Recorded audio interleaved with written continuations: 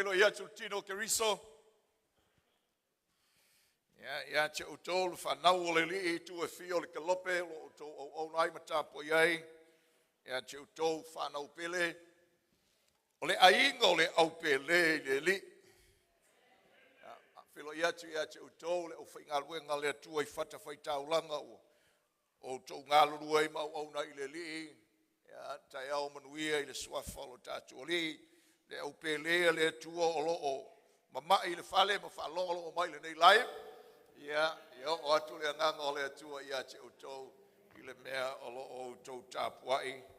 Ma whalongolongo mai ei sa mo nei ia ma le motu tele i sa la whai. Ave sau popo mo Yesu.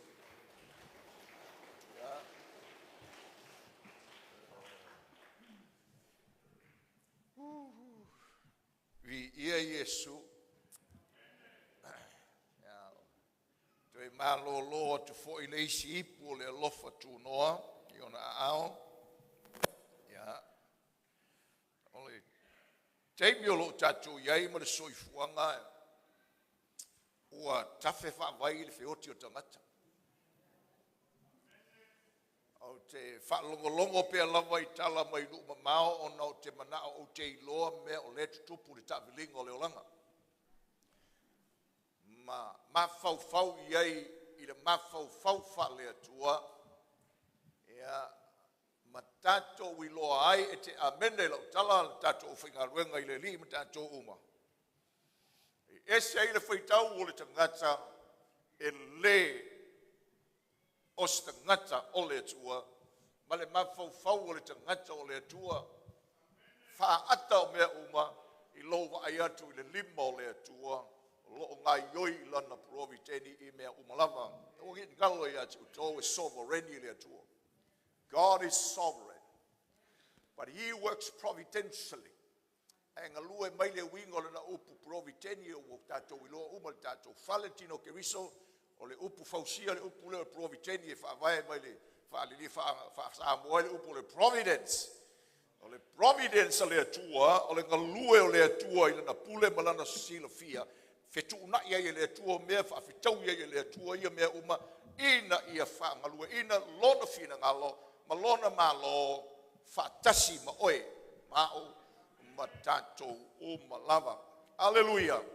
An whae mo mia le tatou a inga lotu ma le tino Keriso se tusi e tau whaambalama ai le mea leo le provitenia o le atua le tusi e ruta le tusi e pito sili lava ona tau tala I le mele o le providence le atua, ma leo ese mai o ameleka malona ainga o Naomi o no leonge, o atua I Moapi, fai ainga I le whanau o le ila ua ina, feoti ai, o ese mai le uwaenga le nama toi o mai, ia ma sauai maruta e no foi o repoe o, sauai maruta I uma e, ia wasuli mai ai maafi ai ruta, ile ngafa o le alofa tu noa o le lii, ngalua ina ele atua o lana proviteni. Amene.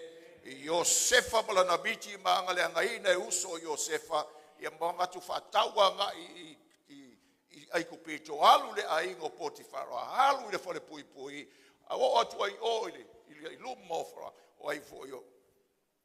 O le tupu. Ma whaamatala ai miti na whai e Farao. Ia uma e pale mia Iosefa al fatinonga atole o le miti na whai ei le atua. This is providence.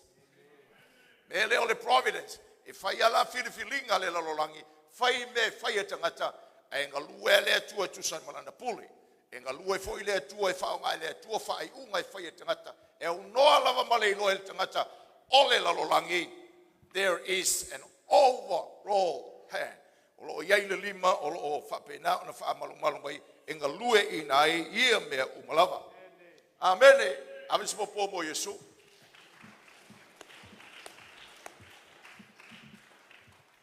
Ia, e whapena ta vininga lo lange leu tato iai.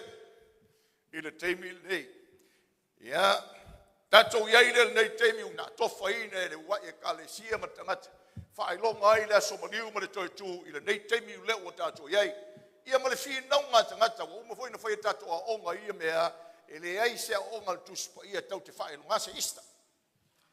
E le aisa o ngal tus pa ia tau te whailonga, le teimi le whailonga le isa. O mea lawa ia na whai mai le tala whasolopito o le lotu, le whaina o na tūlanga whapena. But God providentially works. E ngalue ina e le atua ia mea umalawa, ia mawha ngalue ina ai lona whina ngalo. Lela o si teimi le lei, tātou mawhau ai le maliu o Iesu, atoa foi malona toe tu mai mo i tātou. Hallelujah! Ao suera lau tu spia le koronito mua.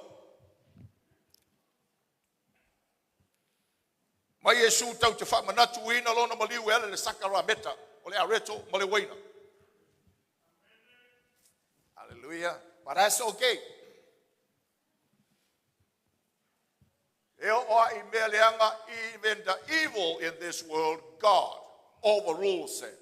Lue ina ele tua ma whaonga ina ele tua. Feliwa ina ele tua mea mataita iei le tangata ia te ia. Hallelujah. Konito mua sful ma le lima le mata upu. O le mata upu pito te le mata upu le whenga fau. E tasi a le mata upu lo tala noa iei le mata upu atona o le mata upu i le TOETU. Hallelujah. Au. O le awhaulu tala whapela le mele lau tala noa tua i le taiaole nei, o le talalelei, ma le TOETU o le tangata FAATUATUA. Okay? The gospel and the resurrection of a believer. Au ai whaitau ia i le mata upulena, masalo ai wha pe wha lima na e whaitaua. E te whenumi ai le whasolongo le mata upu. Ia, ai le leila on tusi lalo i la tau o lo tusi meia e mwese tātou mawhitanga. Se whatūlanga nā o aolea, ai whaitaula i le mata upu. Ana i loa i leo le mea lea e whaamatalaina. Mua o le talalelei i lona whaamatalaina. O le vaenga mua le te whaitau i le matau. O lona lua o le TOETU o Iesu, o na whaamaoninga, o winga tā ua i le ola FAATUATUA o le tangata. Vaenga lona lua le nā talanoa i le matau. O le TOETU o Iesu, ona whaamaoninga o le TOETU o Iesu, ma ona winga tā ua o le TOETU o Iesu i le ola FAATUATUA o le tangata. O lona tolu o le vaenga o talanoa i le mata upu lea, o le TOETU o le tangata FAATUATUA. O lona whaamaoninga, o lona natura, o lona teimi, ma le siamianga o lona whataunuina. Ko e luaku o le TOETU o le tangata FAATUATUA.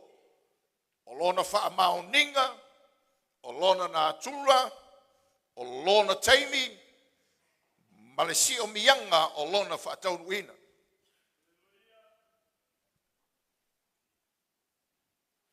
Ia, ma le vaenga muli o le whaamalo singa o le tangata FAATUATUA.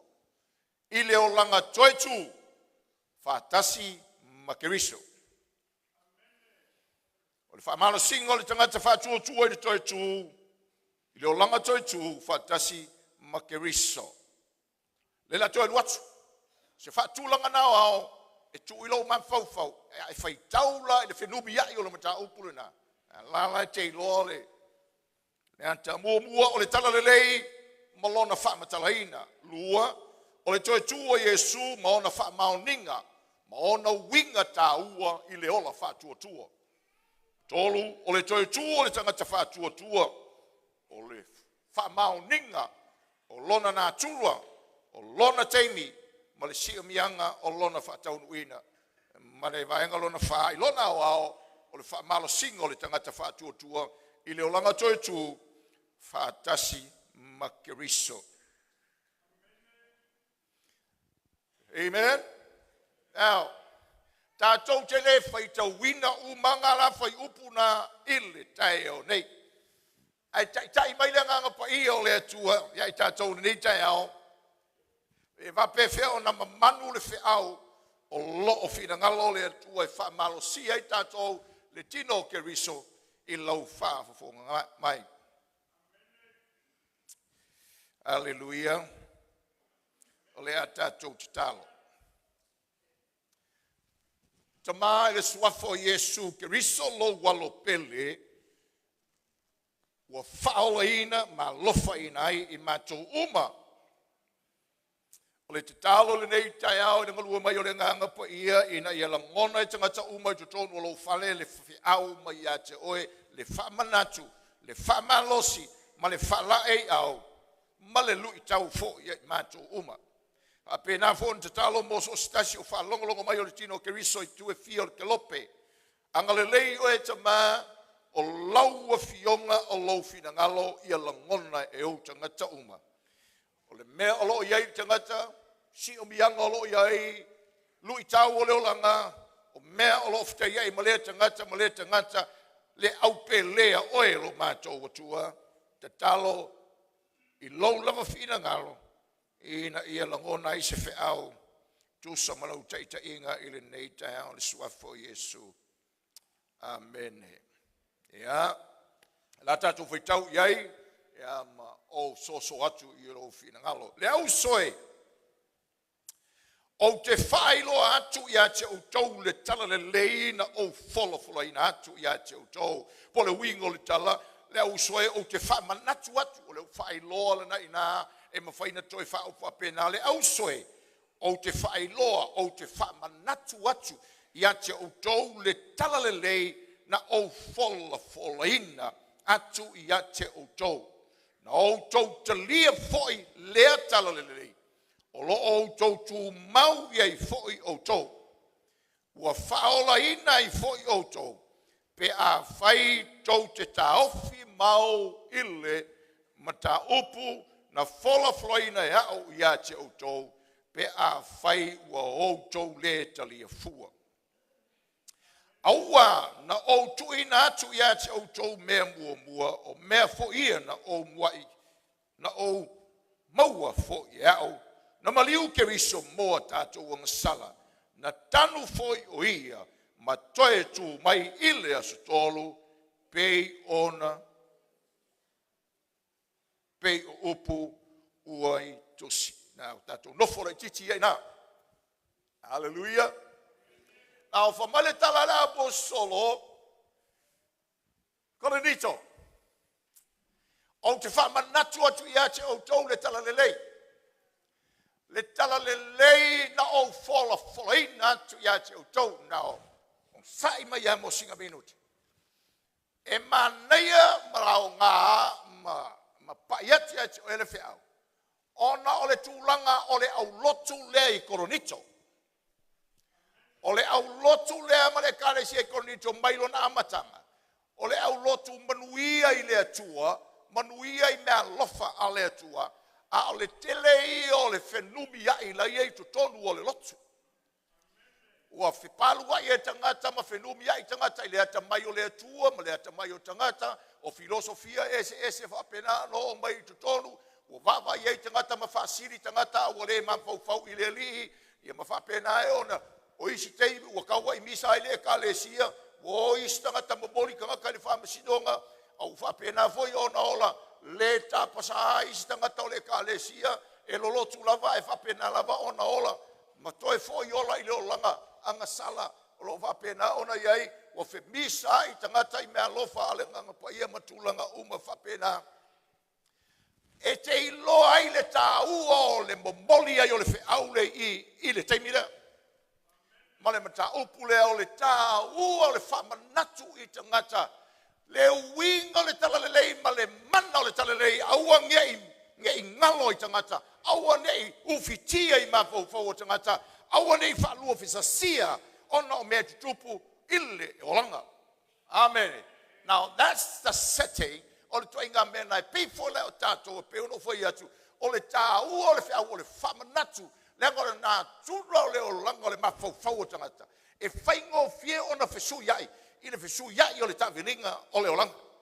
le ala fa male tala Paulo ile taimina o te fa mana tu le talalelei e le suia le talalelei ale atua e tasi ale talalelei e tasi no folofola atu ya te autou le talalelei foi na lewa o toe fa mana tu ya te autou le talalelei foi na o le tatou te fa sangai e o lama le fa vavau. It is the one and same gospel. O le mafua angana le tala yes al tuspa ia tusia Paulo ile kalesia kalatia a fai e talai e se isi talalelei ese mai le talalelei na o fola atu ya te autou pe talai atu se profeta pe abatu se angelu ai a fai o se talalelei ese mai le talalelei lea ele se talalelei ele o se tasi le na talalelei. That's not another gospel.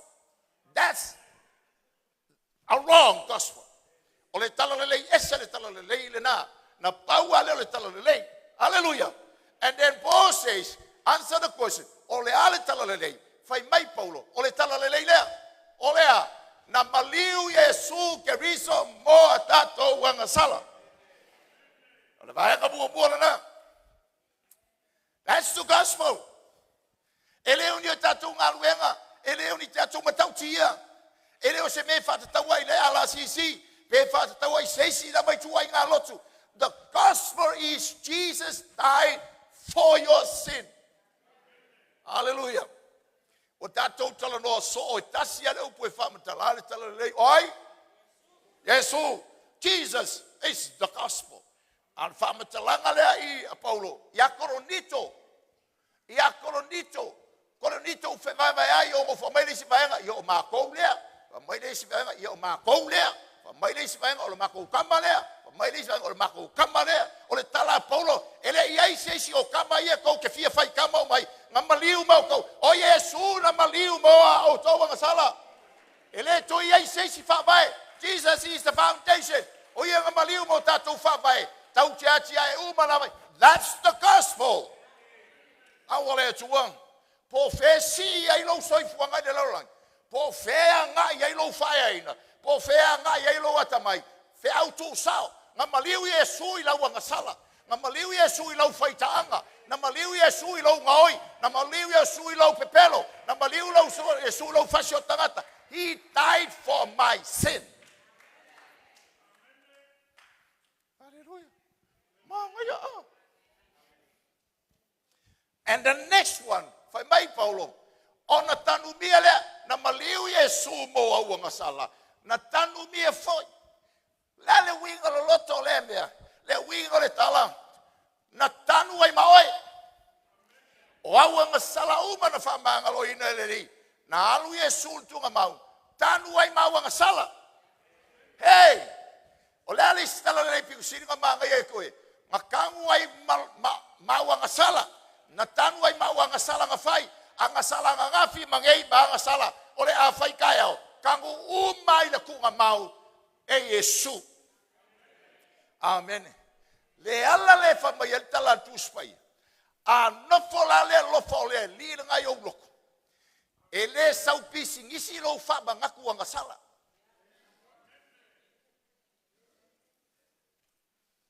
O le antala Yesu. O le alofaya. E le fai tau leanga le wingo le tala. E le wha mau leanga. E le wha mangaku leanga.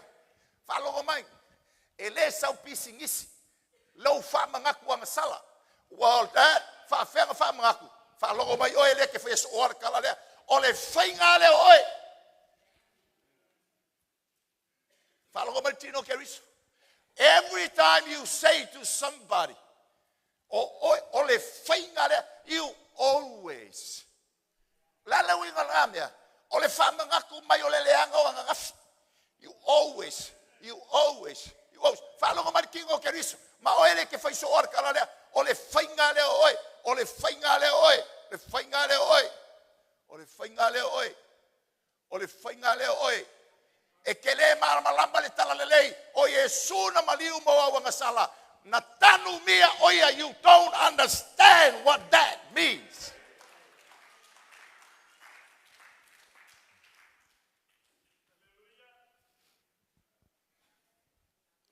Hallelujah. Tanumia yoi. Tanumia yatatu wangasala. What a gospel.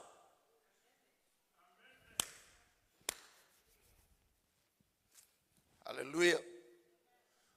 Na TOETU mai foi ile asatolu. Hallelujah.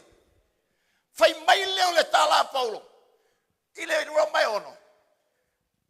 Na tatou oti fatasi mai Yesu sato. Na tanu mia fatasi tato. Ile tatou TOETU mai ai. Ile ola toe fuataina. Ma fano nofo fatasi tato maleli. Ile langi ile lale nga e uia o le tatou che ola te mini. Ile lo nei. Hallelujah. Le TOETU mai le tangata le TOETU, le tangata le ola. Ba mai fa na le tua. Fa no fo le talalea. This is the gospel. O le taeao le nei o le taeao e fa te tau ile talalelei. Maliu. Sa tauro. Tanubia. TOETU manu malo. Hallelujah. Pule oi pe ke fai se kangaka yo kafka. Le ai masau fe au ke fa manga ku mai fuolo o ngafsi. Fai kalanga.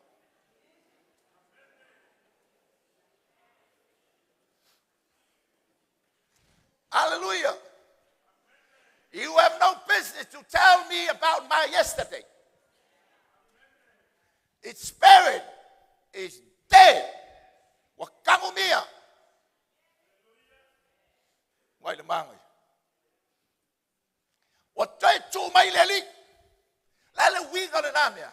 Fai mai le tala Paulo. Le tatalo ina ia tatou iloa. Ina ia galue mai le nga pa io le tua io tatou loto. Le ngata ia tupulu tatou iloa i le tua. Ai tatou iloa le mana le TOETU. Mana le TOETU wa TOETU leli. Efeso mobile faz tuetala. Hallelujah. Ele é esse. Talalelei. That's the gospel. Au talo e tatou lo le mana le TOETU o le li. Le mana fa male tala Paulo tu se Efeso le mana la vale na le tu e mo bien tatou lo. Na toe fatuina Yesu. Toe fatuina I foi moe. Hallelujah. O ese manga ia. Ese manga ia tangata no foi le talalelei le tua. La le fa male tala tu se Efeso le tangata foi leli. Fa au tau talele yan tau tala. Awa e la ku tala leanga. Awa e la tse fa tau fa leanga. Awa e wa tse o pole lea. Awa e la tse o sei lo mutu. Ana upu lama e hatia e sau mai le loto le tangata. Na tau tau sa tau lo. Kamul ku mau. TOETU fa tasi mai Yesu.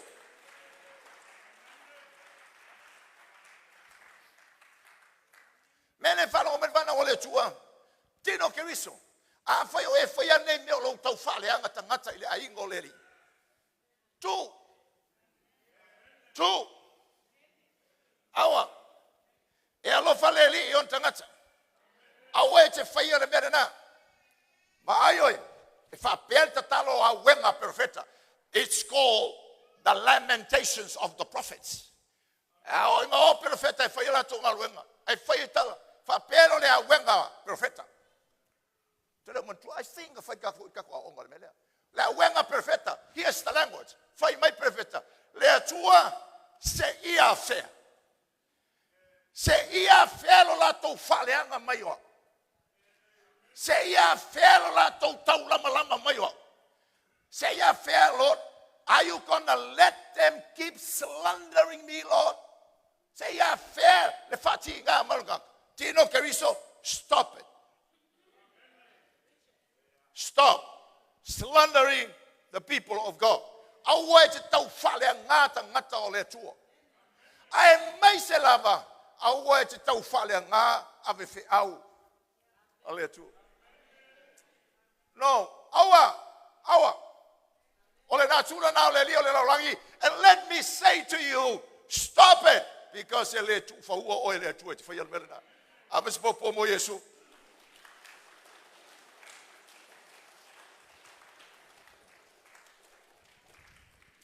And we as people of God have the right to pray that prayer.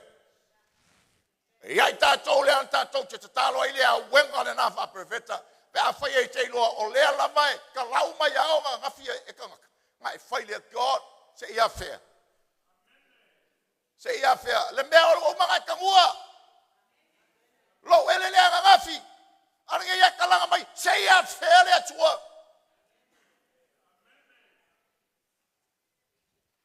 hallelujah avis mo mo Yesu. That's the gospel.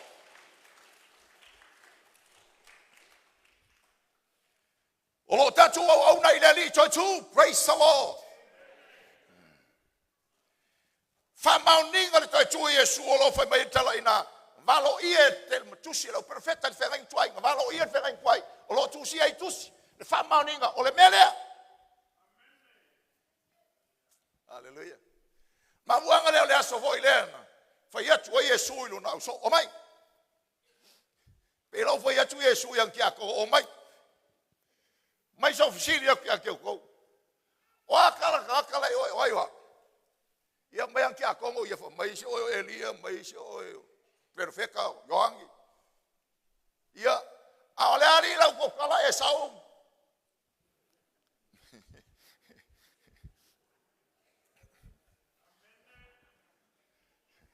Lala ko kalari Esau. Ma o ko kia kong. Oia. Ia mai o oe le ke riso.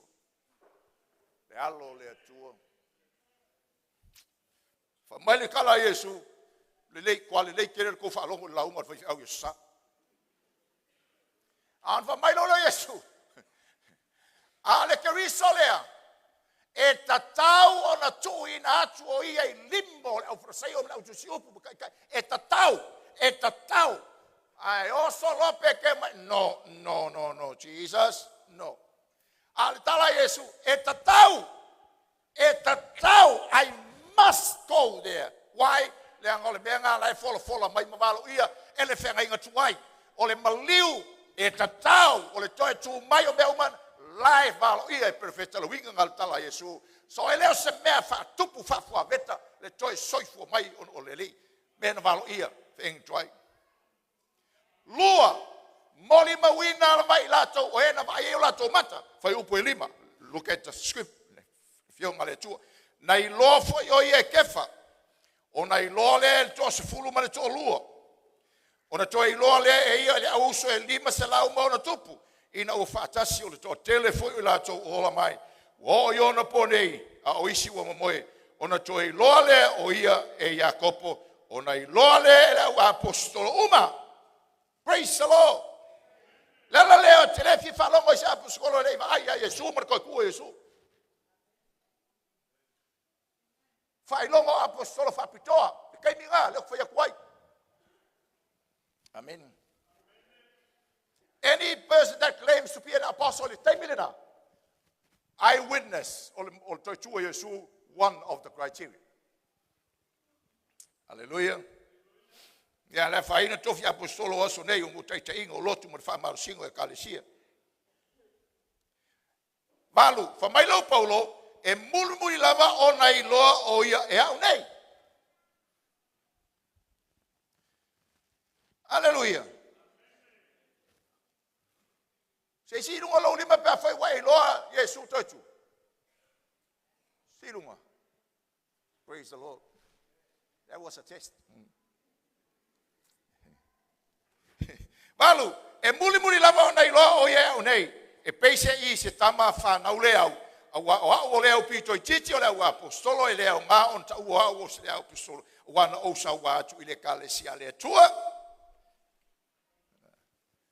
Fa mauninga le TOETU Yesu. E lea se tala na fatu I lunga le savili. Fa tusia I tusia lau perfect.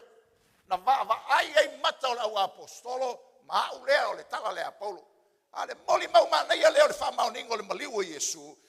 O le ngaluen. Fa mauninga o le ngaluenga le lofa tunoa. Le ngalue o le lofa tunoa. O le Yesu TOETU. I leo langa o Paulo. Fa mauninga mana ia lea. Fa upo sifulu. Fai tau vatas. A o le lofa tu noa o le tua wa o fa pene ia. O lona lofa tu noa fo yo iacha. E le fa lea o ngaina lea. A ua sili la maruenga ia lato uma.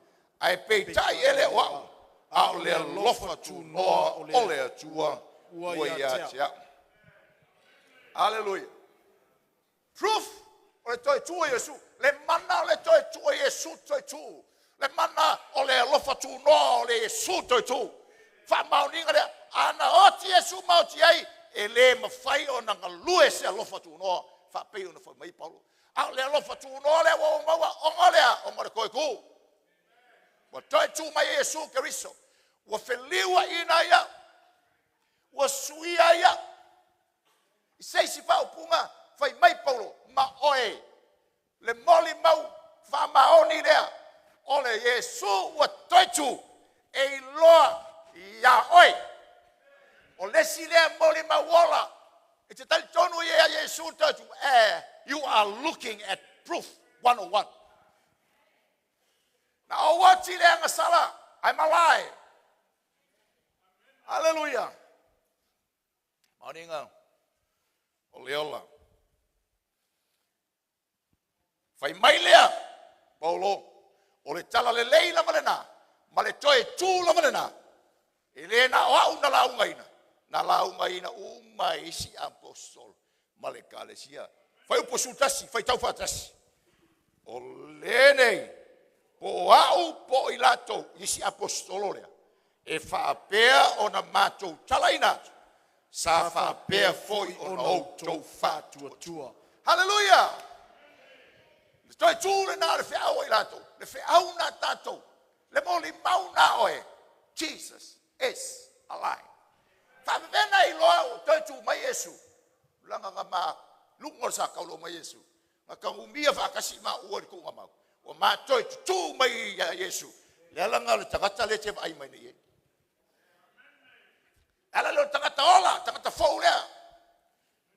Amen. Now, ole winga lo loto le TOETU Yesu, the significance of the resurrections of Christ. Now, tu sila. So le TOETU Yesu, lalo na fe, lalo winga lo loto ia tato. Tu sila lo ole TOETU ole famoi moi. The resurrection of Christ is a resurrection of hope.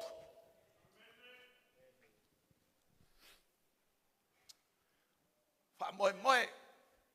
Wa yelo tatu fa moi moi ola. Amen. Now, sa foi tau tere fai tau mangal matau pule ale nga po ia male mesa tu mai no loto matau tu susi lalo. Ia male me tau tenga tai. Te mana tau te vai se tusi se fa pulo pulanga ole mele. I le tusi mai whenga tuai sue uma tusi pa ia le se keru e fitu. Tol su fitu, right? Tol su fitu le se keru te mnao tanga tau more e tusi pa ia sue tusi pa ia i le se keru tol su fulu mar fitu. Hallelujah.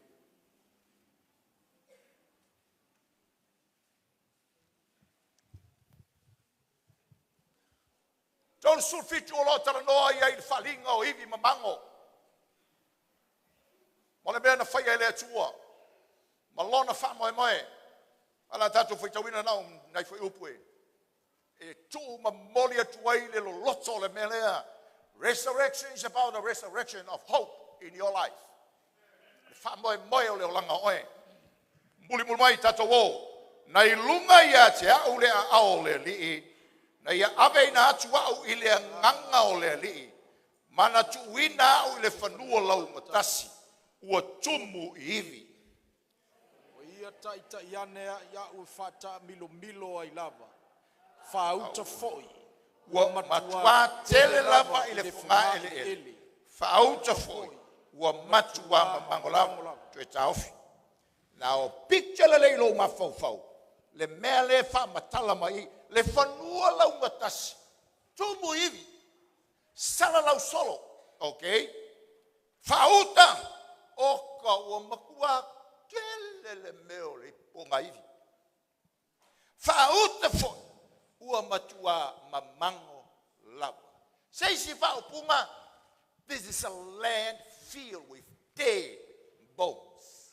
Lifeless bones. Okay? Ona fatolu. Ona whai mai leo ia ia tiau. Le atali ie o le tangata. E mawhai ea ona toe ola o ia. That's a good question. Why man whana o le atua? And many times, ilo tātou o langa, e ui na tātou le whapea, ai tātou te o e le tūlanga whapena, e te ola, ai pei o pōngā iwi mamango, lo loto mo lo whamoe mo, e le wingo le tala, ua whita iai o e masi whaenga o le o langa, ua whita iai o e masi whainga tā, loa inga, po whela wale mea tenga ngai, and your experience at the time, maula ngona, is more like dead bones. And the real question, is there any hope? O iei se wha moe moe e toe suia mai le mele, le winga le orfesili. E iei se wha moe moe e toe ola mai mei. E iei. Ai lei wha o wina le whaitau le talala o tātou māsani ei. The answer from man's perspective, o le tali wha le tangata, tali saoa, o lea. No. E le ai se wha moe moe o se iwi ua mango e koe ola. That's the real answer from the human perspective. O le tali manino lea. Wa uma le melea. Wa e vava ai atu nei lo si omiang. Wa e whasanga ku le kamarea. Every day ke vava ai a koe o le iwi mango le mea i lolo.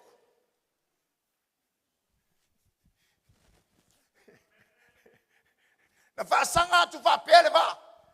Ma le wha moe moe tau nu le lei e kau ngua kua o iwi mamango le mea. And your hope is dead. Wa le ai se wha moe moe. O lou ma fau fau, no hope. It's dead. A whaila o lo waka, li le ke ma fau fo, le mamango, you have no hope. Your hope for this boy tomorrow is gone, dead. O le se wha moe moe. Ke ma fau fau o whapea o le aso aso make. Ke ma vai aku whapea o le sui la palapa make. E ke ma vai aku whapea o le kua sivi make. Everything and the whole world makako whasanga le whesiri lea. Emma fight. Sorry, when I'm passionate about it, and the question, Emma fai ona toeola maivi, simply saying in another words, is there any hope? To yaisa famo moe ile mere. Ya ona fai maile ya te aule atu na. Fai mai leo le tala eskeru. Ona o tali atu lea.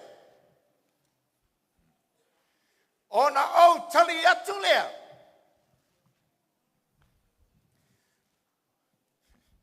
Leli, lea tua, wa e sila fia oi.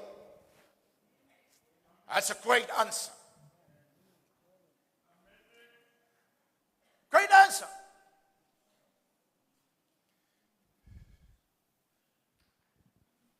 That sounded a lot to a two, but sing on my sound with ye. Take to your little fight talk. Rema Ramo Yetangat. Yeah, let me momia. Las if so on your momia. Kavaya quite macao. O matal tangato. The hope is gone. Pamole mole lau sunga. Ole matua fine laut. Pokoya? Abel for my yellow yaston fit. Na matu lesi força moa maio kebong.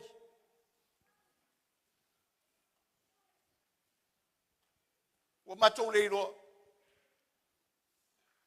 Ai na yel tanga tsa mai la me ko kele ui ko ngale le kale si ngale pe le foi fia ngai ka kalo mol mai. Mai to tolu fo fine no mai. Mata malo tolu. Mala fine. It's like a dead child. No fai atu le ai. E leo ia te au se wha malolonga. E leo il mato e kale sia fo se wha malolonga. Au lai le li i wha malolonga. O lai le tua i wha malolonga. Ai a mai se o mato ta tala au man talon to wole amel te ne wha kau kule si mai kau ngofo i walu kongo le poku ia mala au mai male vaenga lenga pau yo ka le eva kai mo le to mai come let's pray for this girl. We cry to the Lord. Amen. Yo mo foi atu o le ave tene fai so makui. Mai. Ia mo foi atu ai al fatu to e fai le ngalunga for my. Now, until we are in that situation. Until until let the fast sangai lo akarima lo afinge kakalo po mel kalo po okay ka sasakaya lo kalo kelema malaman until you are in that situation. No way oh ya na tulanga na. Pea lo ngona foi le foi fao o fiwela uma ai o nga makai o le.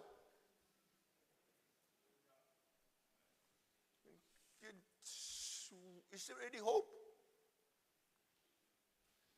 Now listen to what God says. Ole mele o malo twai e fa pea tia te la to. Fai pusutas. Look down.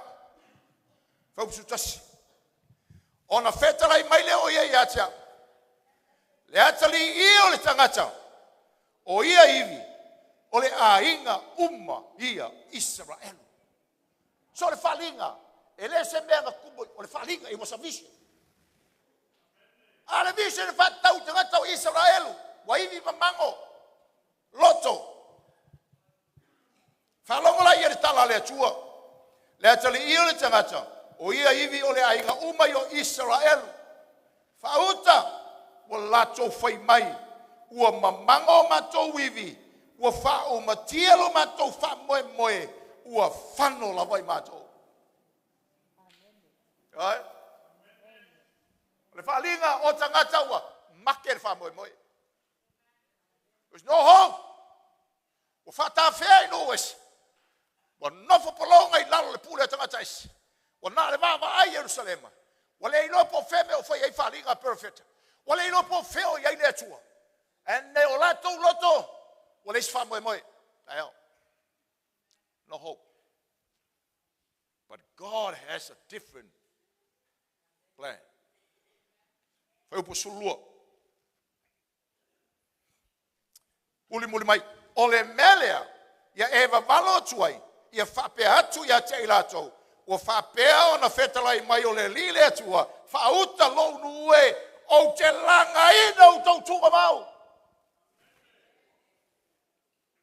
O kaku ua vakas. O te langa ina o tau tunga mau. O te avaya o tau ai o tau tunga mau. Ma au mea o tau le lau ele elo Israelu. Lo nuwe tau te loa o au lava o le ali. Pe a o langa ina o tau tunga mau. O avaya o tau o tunga mau. O lea le tala. O kau feo ki. Wa mai le tala le atua. Le winga ngā le whalinga. I'll give you. Koe whaku mai o kou.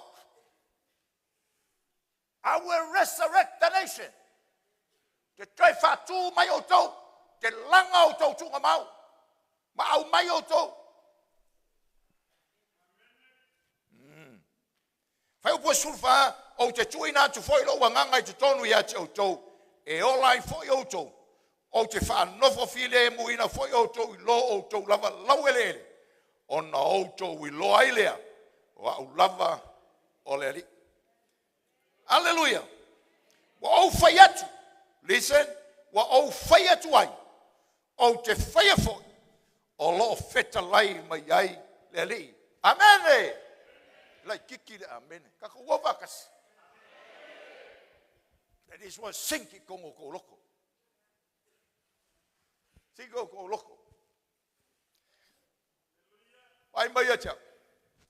One of the lessons I've learned. Stasio lesson na wo ina ya. Maile. Melenga. Sawi malua. Ale songa lenga o inga ya uri. La onga lenga fai ngai mo lima kau sangai.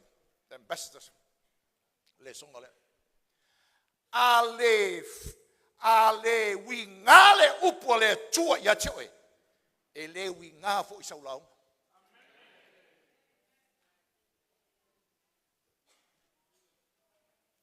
Says Vaupunga, if the word of God is not powerful to you,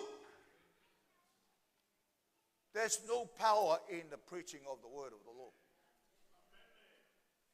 Now, to know to follow on my father will let you ya winga mele to tarano yelo loto. Ya winga. Why okay fai so all talalea. Ai fai mai ara nga pai fai ko fai ko fo. O tele mana e te nofo ton mo loto e fa peo da nga tupulanga la tua ina tu spaia.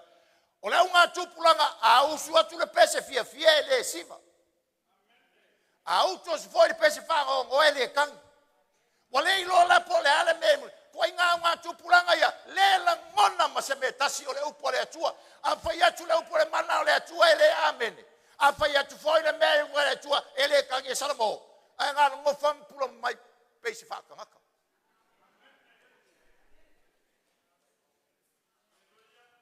Popolo kwa oi mai foi ai. Ele o lai fai mai ere kalala. Ames popo mo Yesu.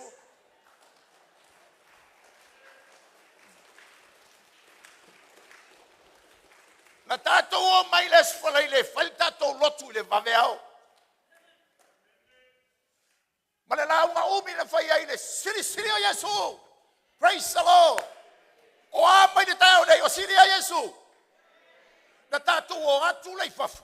Tato ai sa wisi wakako fiwe ai le uma.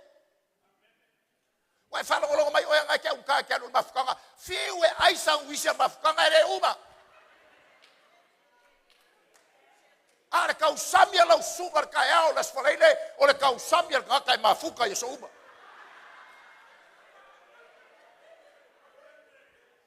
wai de manga ya ai ka usami fia na uma kua ka ko uma fai o le kumo le mangama ko e kumu malima ke lo foi an ko fa kumu foi makanga malu fa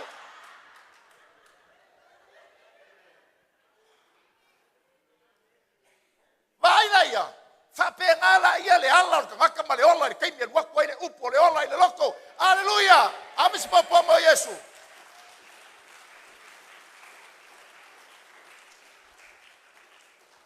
eu te no fa mo vai mo tanga te ola lo wa ku me ko sa mo ses awa les falaile ka os falaile leu mi vai se ko ligi mai ar kokori se ko ligi mai ar kokori se ko ligi ko ya mai se si belanga le manga ya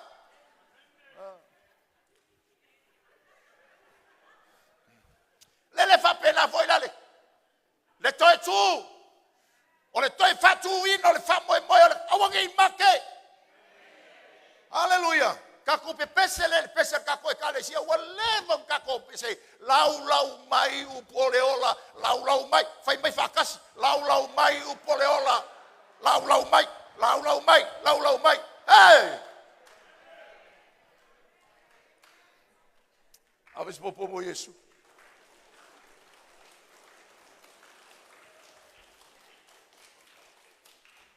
o le falinga le nulea o le falinga le resurrection o le o ko fa kuinga le ku la langa ku mau me makau kiela e o mai le so e le la langa le ku mau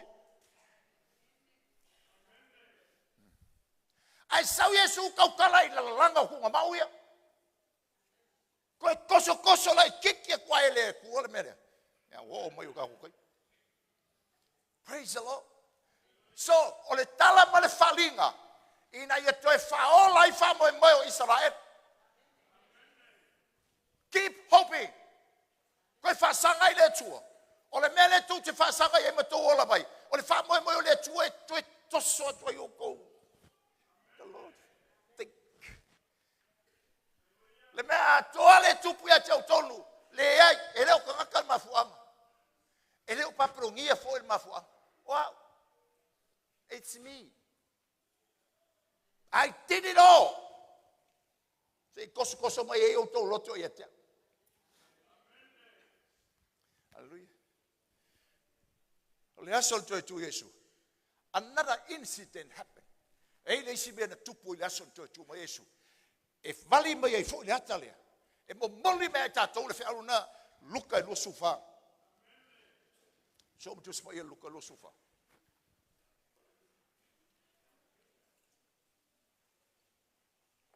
Hallelujah. O e ai le lei le lau ngale upole atua. Praise the Lord.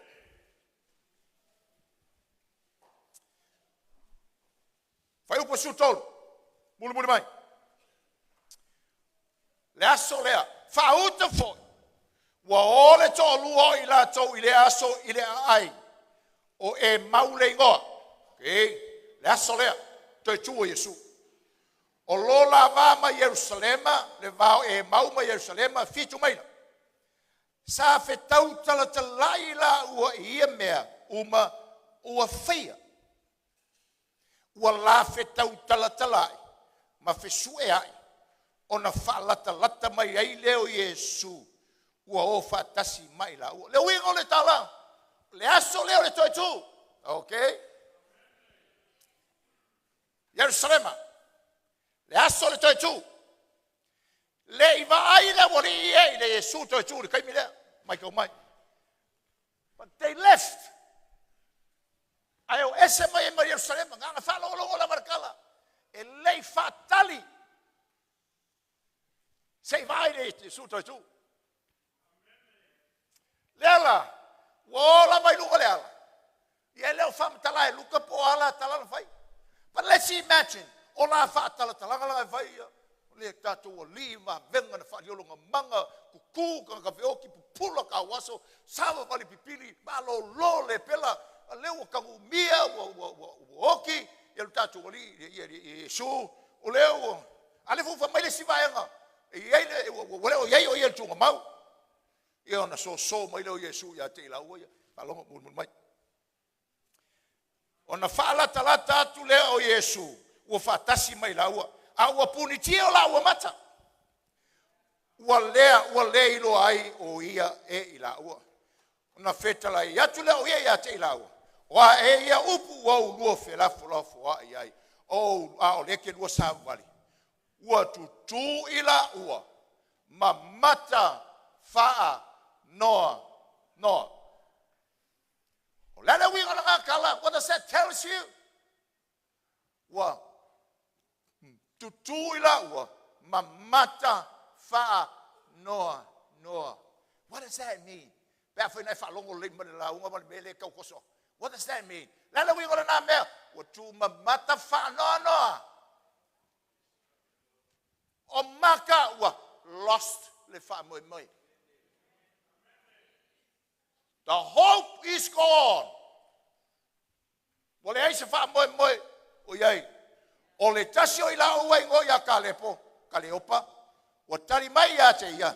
Pena o ea lea au mau Yerusalema, ma le rei lo mea, o tutupu ai, yo na ponei, o amea. Na lafa ia tule ia te ia, o mea ia Yesu, amen. Lea la ua sau Yesu, wha matala iai, matala la ulide, ia Yesu, Jesus was there, and they were telling Jesus about Jesus.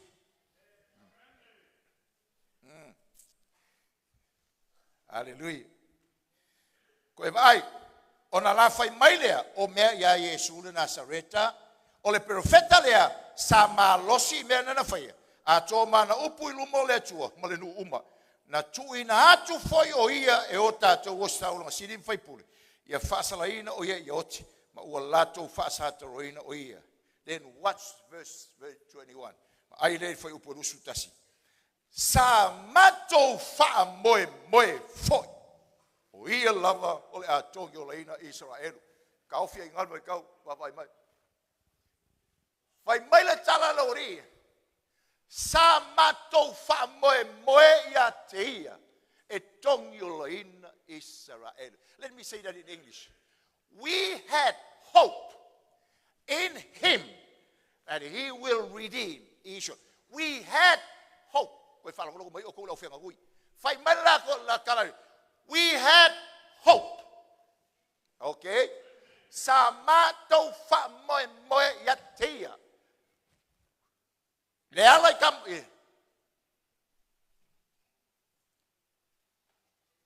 sama tau fa moe. Oia tong yo leina Israel. So leala wi ngola tala. Na fa moe. Were lost in fa moe. O mai. We had hope, but now we don't have it. Wale ai so mato fa moe. Nga ola mo yarangi kamau ke lelo fa moe, but now I have lost hope.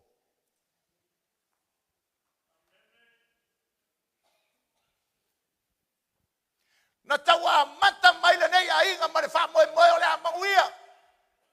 Na yelo fa moe, but today it's gone.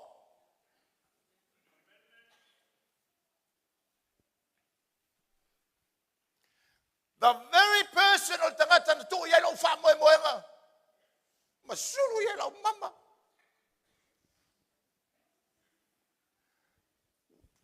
That will be my protector. If I maleleo leo ya tau matausi ya tau masi ya tau tausi ya tau. It's gone. We had hope.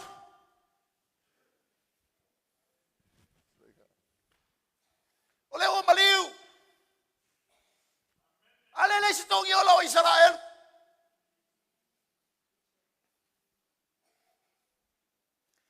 Oh, ale taimi buli ole alwa ya Yesu ai fa mele so Yesu e o afia. O afia e toi fuata ye malo.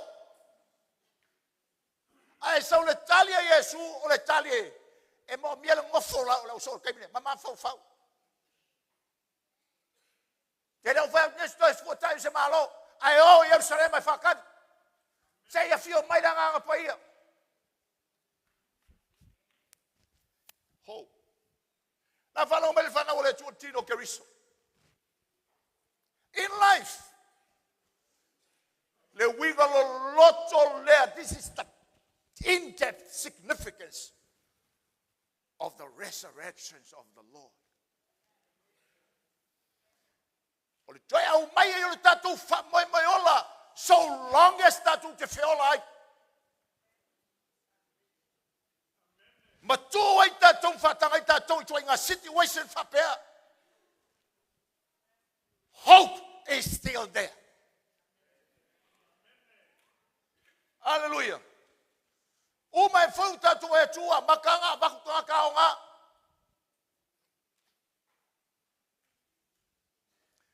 Kusa fa peo ke fai ala kala ai, foi le lenga fai de oki o fangai. Peo le wingar kala sko inga. Wa kaule ai se fa moe, ye o te toe.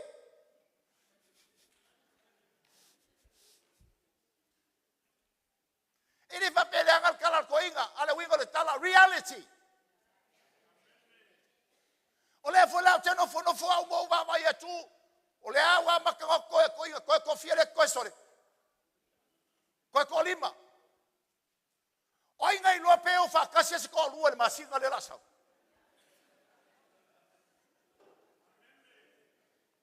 Le leo se malo anga me le whaiaku kala.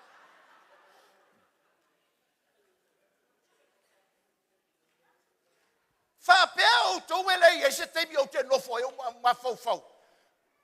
Fa pe fair taiao. Fa pe fair. E so fa moe te auto Mr. Kings. O e so fa moe te auto te akono. Walu aku lo lima kamakau.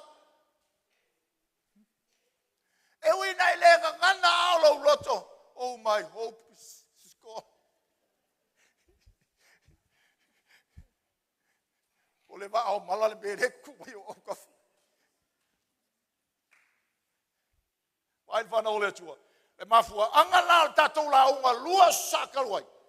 Fa maltala tus pa ia. Clothe yourself. Ofua oe i le ufi fata. Ole ami o tonu. Male fa moe.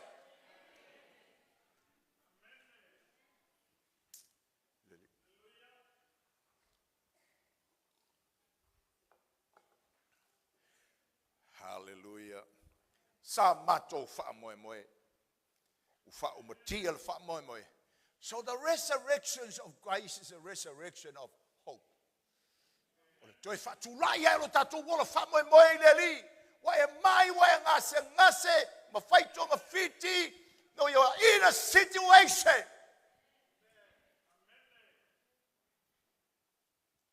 But never give up hope. Pole o langa nei, pole o langa atali. E ono le tali mai le tua le mana onga o nei. But definitely, the resurrection of Christ is for you. Ale toi tu e Yesu ale toi tu mohoi. Hallelujah. Sa o foi atu le mafutanga. Te akono ma. Mala o foi ngalo ngala sale. Famaltala Yesu e mo tatou pupuanga. O le oranga. Okay? Now hear me well. Ele tai ia tatou Yesu ini pupuanga. E o mai. Ai nati tai ia tatou I to tonu o pupuanga. Koe whalongo le mai. E leo teimi umai whamalolo mai ai lea tua I lo ngase. But he leads you through your suffering. Ai tai le li a te oi to tongo o tinga mo maftianga. Le ui o tinga, ui o maftianga. Ai o lai pese ma vilo loto I le tua. Ai. Ino sia o tō tangata. Tau te whita iai ma tofu to whonga esi. O toi tu Yesu e wha, tupu tatu wha moe. Toi resurrect maile, wha moe. Amen. O isi o tō wale inau tō tane, ea. Wa umaleola. Wa umaleola.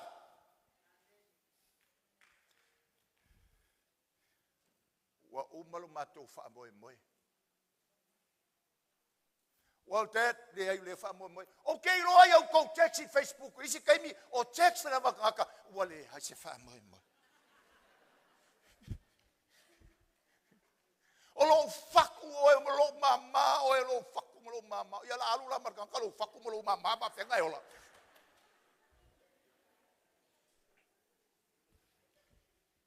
We love our people. E whanau mea tū whanau le tua. O tōtua a o kako pele wa mua. Mua maulako loko ia ke oe. I le mele na whai wor kako lau. Don't give up hope. Life. Avisa popo mo Yesu.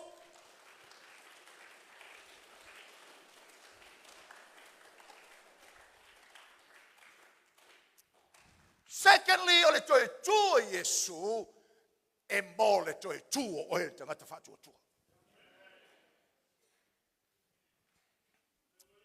Hallelujah. Mo le toe tua o e tangata FAATUATUA.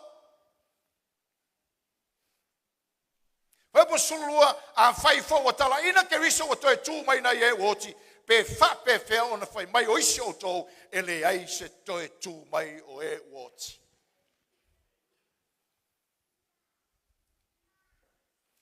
A whai ele se toi tū mai o e woti, po ua le toi whatuina mai keriso.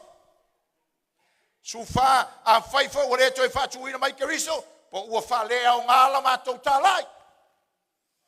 Ua wha lea o ngā whoi lo tau FAATUATUA. E pe pelo whoi a mātou mōli mauna whai lea tua. Tarara, mea a koa la waranga, kala ngoa la wai eile, mea a koa la. Okay? Apa vai mai le cha. Se. Le mangi. E te toi tu, e te toi tu. E te oti e te toi tu. O la le fa mauninga o lo toi tu. O toi tu Yesu. I will rise again. I will come back in life. I will see you again. Vai. A fai o lo loko. O le lalolang. Ai afa mai Yesu e ke laku le lang. Ia nga o ngosai le er. Ike irewi nga ke le upu yo ke fai ko yawe. Ai afa o lo loko o le lang. Ai te on saia nei pe atua o Yesu e ke o le lalongi. O le steak lan mele fai. Again, Paul says, ta talo ina iai loa le mana o le toetu. Tau te whiotila, ai toetu o le tangata whātuatua. Now, whalongo le mai, e toetu uma tangata. Alau le tanga noe le vaenga le toetu o tangata le whātuatua. Wa o manga ko lo le me ko ku nga ia. Ale toi tua o le toi tui le hola e whawawau. Le atoanga o mea. Te toi tua e lo wali. E te whasanga e lo atua. Ma e whasanga le au paia. Ma le au whatua tua. Wa whai langi le whalaunga.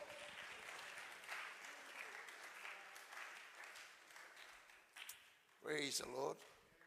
Le atoanga. Yeah. Ia whamatala mo ye isi mele na ye lela wha umala ula mo lela ua la kore kula. Lela o winga. Wha pewhea ona toi whatu wina mai tangata whatu o tua. Ngai, kunga. Whai tau ye mta upurana. O a whe toi whatu tu mai o tangata whatu o tua. Ia le vaenga le nai tu mai ye. Praise the Lord.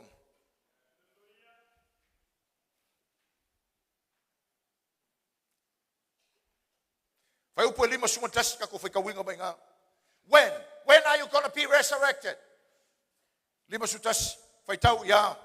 Fauta mai. O te tau watu ia te o tau le melilo. E le momoe tato uma. A li iua i tato uma. E whafua sei lava. O le embo le mata pe a ilia le pufa uma. A wa e ilia lava. Toi tutu mai e woti male ola pea. E li iua fo i tato. Hallelujah. A fea. Te salonia mua mtau poe wha. O lo talia foi le a fea na. Pe a fia mai le li langi. Ma siti ae la upaia mai tunga mau. Tau nu le perfetanga ma le tala le atua. O te langau tau tunga mau. Ma au maia o tau. Perfetanga le atua. Na whai a Israelu. Ka ofi. O a maka ngai oi. Keimi. Le tatu te. Ile keimi ole ka le sia. Le uruai toi tu lea. Langa ia le atua tunga mau. No whanga le tu mau o le au whatua tua. Ma siti ae la tau le langi. Ai li ua tangata e ola i pe na teimi. Ile tino ola. Tino whale langi.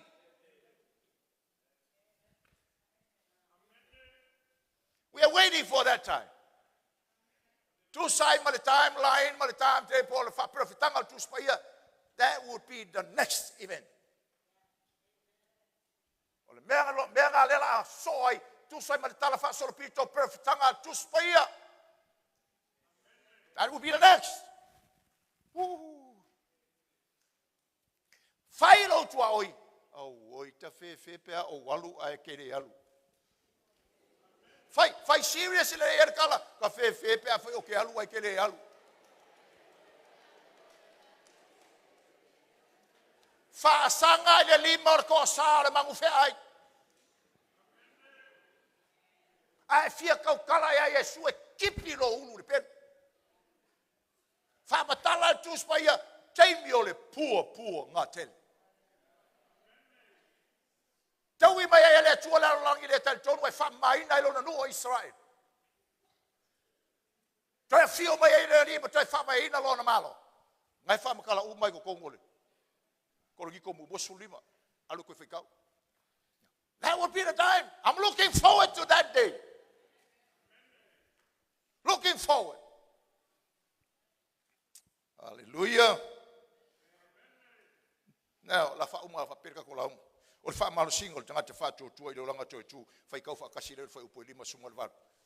Ia. O le nei o uso pele. O to tu mau malele fa ngai tia. Ya walu lo to fa malo si nga wenga le li malele au noa. Ina woto wi loa ele se mea fa lea nga lo tau tinga ileli. Hallelujah. Popolo tu au mai fa ia le pele tu mau. Au al fa ngai tia fa malo si ele se mea fa lea nga lo tau tinga. Malo wola fata ngata TOETU ileli. Ile olanga leta tau te olai. Le au mats tua. Au al fa mai vai le te talo. Au al fa mai vai le saili le tua. O tātou au ale wha vai le whina whinao. Ne au whai ngā lue ngā le whale, au ale wha vai le ngā lue. E leo se mea wha leo ngā, lou tau tauti ngā, ile li, tino keriso, au whai la unga. Keep preaching, keep preaching, keep sharing. Ne au tatalo, keep praying. E leo se mea wha leo ngā, lo tātou tauti ngā, ile li. Tātou tele ola whatangata FAATUATUA, o tangata tau whātutu, o tangata tau a maise oti, tātou te whiola, o tātou o tangata TOETU i le ri. Tātou te ola manu malo, ilo tātou atua, o ai o le tangata, e whaalia le TOETU o le ri. O le ola nei, o le ola TOETU, o lo ainga, o le TOETU o le ri. We have hope for everyone. O lo ienu tātou whamoe. Mo tai au. Palongo mai dai ngau le atua. Au nei mai fa mo mo fa nau tai au. There's still hope for our children tomorrow. No matter pepo nga ivi, mamango ola tōwolanga, mana melo tumai. There is hope in God. Le manana ole TOETU ia ita tōleli. And that's how we live. We live na tō te ola. Le mana ole TOETU. Hallelujah. Hallelujah. O ini mai o fonga. Tino Keriso, what are you going through? Is it an experience of dry bones to your soul?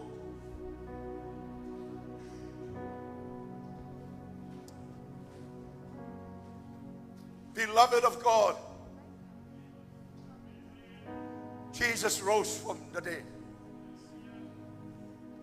His resurrection is a resurrection for your hope. That God sees, God hears, and God knows. But in this life, whatever you go through, ele tu la foi o ele tu.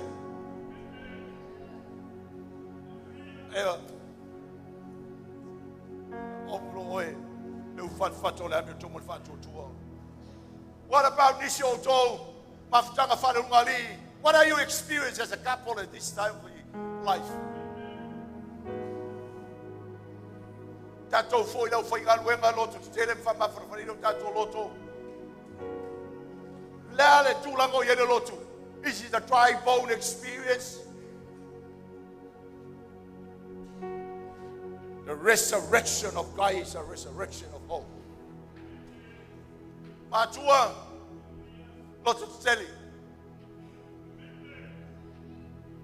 Why you tangata pele ya cho ele ache ilo ele faula ida le nganga. Ole pona imi bango. Ole fa mo wale ai. Keep hoping. There is hope in the Lord. O yan fa mo le li. Tatalo.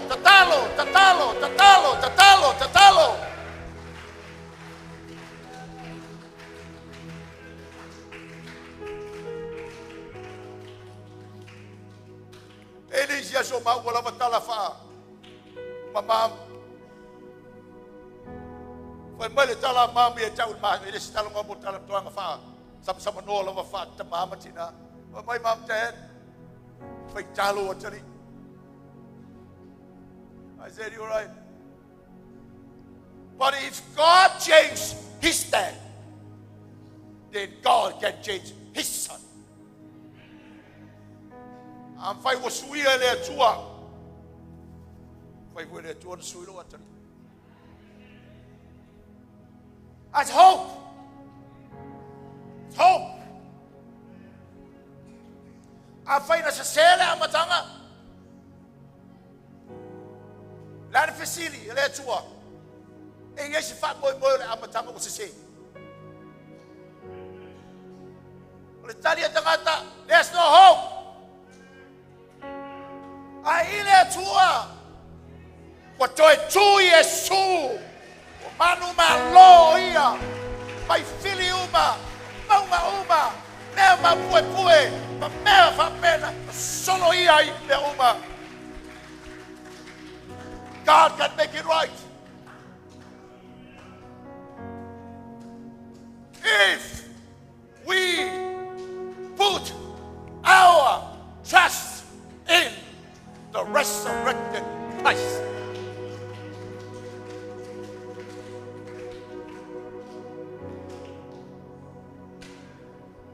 Kalau anga profeta na te au maya le pai le ele matutu. Na te whapuna mai le pai le lei le toafa. Na te whafuma mai le vao. Wa mate le la mala. It's life in Jesus. Life in the Lord. Hallelujah. Praise, praise, praise, praise you, Jesus. Hallelujah, hallelujah, hallelujah.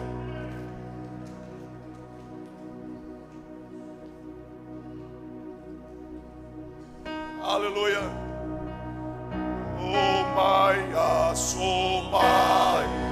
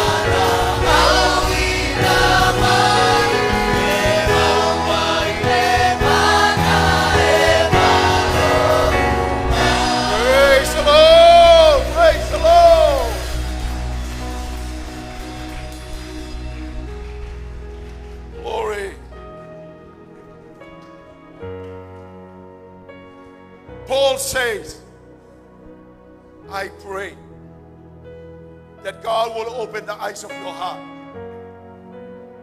You will see more and know God more and know the power of God that has resurrected Jesus. And I will let you Pai fantasita tu talo. Tama. Aftai mo le tu Yesu. Aftai mo lo fa mo moi. E TOETU me uma ya te oe. TOETU me lo wa tali. TOETU me lo aiga.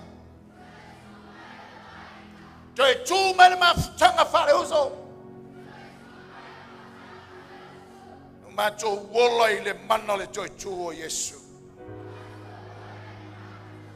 Thank you, Jesus. Ave sa pati moleli.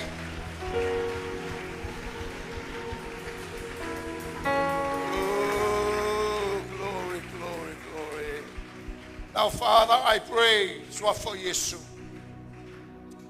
And if I know establish this word to be an encouragement to your suffering children and those who are experiencing dry bones, experience of sickness and disease. Those who are experiencing a dry bone experience in family relationship, in church ministry. Father, we pray, may your word be an encouragement to all the people that you will providentially enable to hear and listen to this message. Let it be an encouragement to your servants, preachers of the word, that would be continue to preach your word. Mo ima tau le tai ao le tua talo ya failo opu poleola fai mafa fananga na yo machu tangata o lo mama I fale machu talo ai mo sinai le afafine na e tai mai le nei tai ao mana yo na machu talo I lo fa malo longa machu tu ya te oe le le Yesu.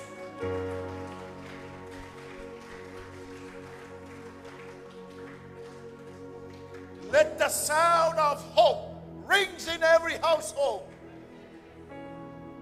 in every couple's relationship, in every marriage. Ia na ngona I le leo le fa moi o matuainga. Talo ya che o ya ver nei fi au ta mau ai o matoloto. Wa e tanu Yesu o matawo langa ngasala na nafi tu mau. O matou toi tutu mai maoe. Leola toi fuata ina. Fa malosi ai lo ainga. Matou te tau talati ai. Matou I loa I le teimi o mea uma. Le teimi whatonu ai. Le teimi ao ai. Le teimi ali ai. Le teimi e to ai. E whaia uma ia mea. I le si o mianga o le ola TOETU I le li. Lo mātou watua. Vi ia oe le nei tai au. Ta mau te tatalo atua ia te oe. Ia e sanga whasusu ina I le tatalo le au mātutua. Lo mātou ola finau mo mātou tangata e lei whaola ina o lato wanganga. I ngā luenga lo nganga po ia. Le tua o matou fia ina fatasi ma le au pele I le lalangi atoa le maliu ma le TOETU Yesu I le nei tae au fo. Hallelujah! Praise the Lord. O matou talo toi ala suafo Yesu tatu a bene fatasi. I want to know for ilalo sangai le stangata mai foi happy resurrection. Hallelujah. Praise the Lord. Happy resurrections, body of Christ.